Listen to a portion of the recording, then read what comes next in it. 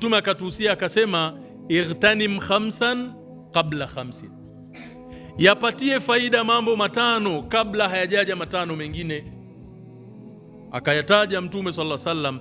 Jambo la kwanza, igtanim shababaka qabla haramik, utumie vizuri ujana wako kabla hujazeka. Na kuutumia vizuri ujana, ndugu zangu, sio katika maasi.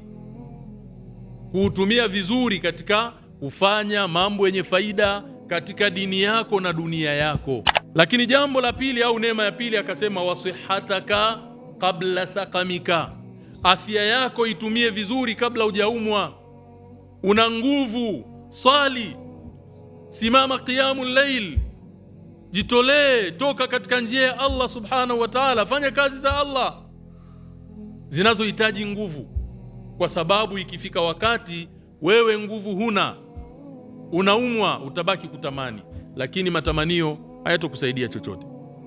Jambo la tatu Mtume akasema, waghinaka qabla faqrika, utajiri, neema, mali, pesa, fursa fulani aliyokupa Allah itumie kabla haijaondoka. Jambo la nne Mtume akasema, wa faraghaka qabla shughlika, faragha, nafasi, muda utumie vizuri kabla hayajaja ya kukushughulisha.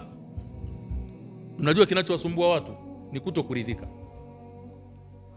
Ndio maana tunaambiwa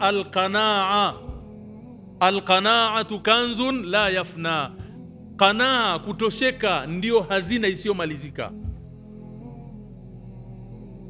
Hiya alqanaa'atu fahfadhha takun malika.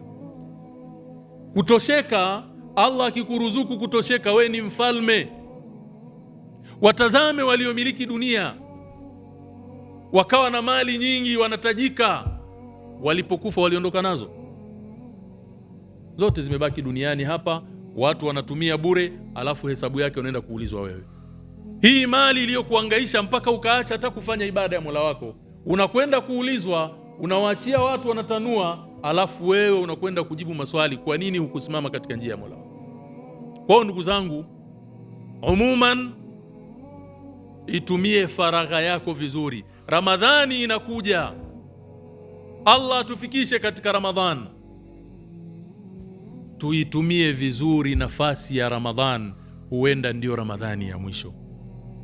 Jambo la tano Mtume akasema, wa hayataka qabla mautika, utumie vizuri uhai wako kabla ya kifo hakijafika. Usije ukajikuta wewe ni katika watu waliopoteza umri wao mrefu, alafu muda wa kufa unafika, unaanza kuomba na kupiga kelele, lau ungenilibakiza kidogo Mola wangu, ukanipa muda kidogo Mola wangu, nikafanya yaliyokuwa mazuri. Kwa nini hukufanya kabla?